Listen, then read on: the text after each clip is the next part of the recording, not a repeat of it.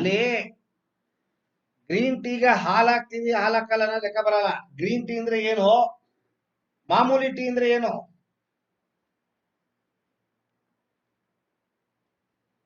Lemon ಹಾಕ್ತಾರೆ ಗುರುಜಿ green ಟೀಗೆ. ಹೇಗೆ ಮಾಡಬೇಕು ಅಂತ ಕೇಳಲಿಲ್ಲ. ಕ್ವಾಲಿಟಿ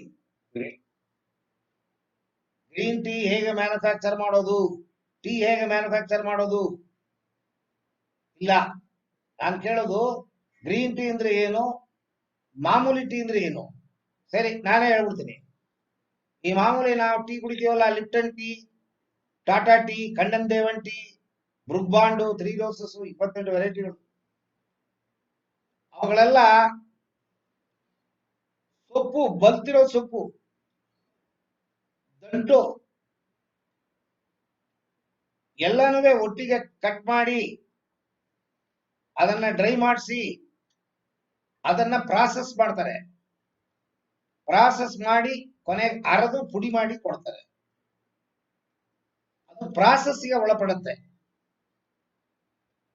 ಈ ಗ್ರೀನ್ ಟೀ ಅಂತ ಅನ್ನೋದು ಪ್ರಾಸೆಸ್ ಆಗೋದಿಲ್ಲ. ಎಳೆ ಸೊಪ್ಪುಗಳನ್ನ ಕಿತ್ತು ಅದನ್ನ ನೆರಳಲ್ಲಿ ಒಣಗಾಕಿ ಅದನ್ನ ಪುಡಿ ಮಾಡಿ ಡೈರೆಕ್ಟ್ ಆಗಿ ನಮಗೆ ಕೊಡ್ತಾರೆ. ಪ್ರಾಸೆಸ್ಗೆ ಒಳಪಡಲ್ಲ ಗ್ರೀನ್ ಟೀ. ಗ್ರೀನ್ ಟೀನಲ್ಲಿ ಕೆಮಿಕಲ್ಸ್ ಇರೋದಿಲ್ಲ. ಮಾಮೂಲಿ ಟೀನಲ್ಲಿ ಕೆಮಿಕಲ್ ಅದು ಇದು ಏನೋ ಹಾಕಿ ಅದನ್ನ ಪ್ರಾಸೆಸ್ ಮಾಡ್ತಾರೆ. ಇದು ಪ್ರಾಸೆಸ್ ಆಗಲ್ಲ. ಇದು ಕಾಸ್ಟ್ಲಿ, ಎಳೆ ಸೊಪ್ಪು ಕಾಸ್ಟ್ಲಿ ಇದು. ಇದಕ್ಕೆ ಈಗ ಪ್ರಾಸೆಸ್ ಹೇಗೆ ಮಾಡೋದು ಅಂತ ಈ ಹೇಳಿದಂಗೆ ಗ್ರೀನ್ ಟೀಗೆ ಹಾಲು ಹಾಕಲ್ಲ, ನಿಂಬೆಹಣ್ಣು ಹಾಕ್ತಾರೆ, ಜ್ಯೂಸು, ಸಕ್ಕರೆ ಹಾಕಲ್ಲ.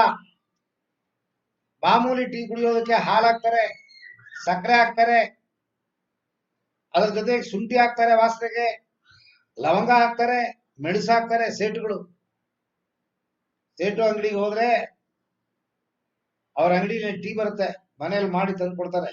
ಬೇಕಾದ ಕಡೆ ಕುಡಿದಿದ್ದೀನಿ ನಾನು. ಲವಂಗ ಹಾಕ್ತಾರೆ, ಕೆಲವು ಕಡೆ ಚಕ್ಕೆನೂ ಹಾಕ್ತಾರೆ, ಮೆಣಸು ಹಾಕ್ತಾರೆ, ಟೀ ಸೊಪ್ಪು ಜೊತೆಗೆ ಇದೆಲ್ಲ ಆಡ್ ಮಾಡ್ತಾರೆ. ಗರಂ ಚಹಾ, ಮಸಾಲಾ ಟೀ, ಖಾಲಿ ಟೀನು ಕುಡಿತೀವಿ. ಇದಕ್ಕೆ ಏನು ಸೇರ್ಸಂಗಿಲ್ಲ. ಯಾವ್ದಕ್ಕೆ?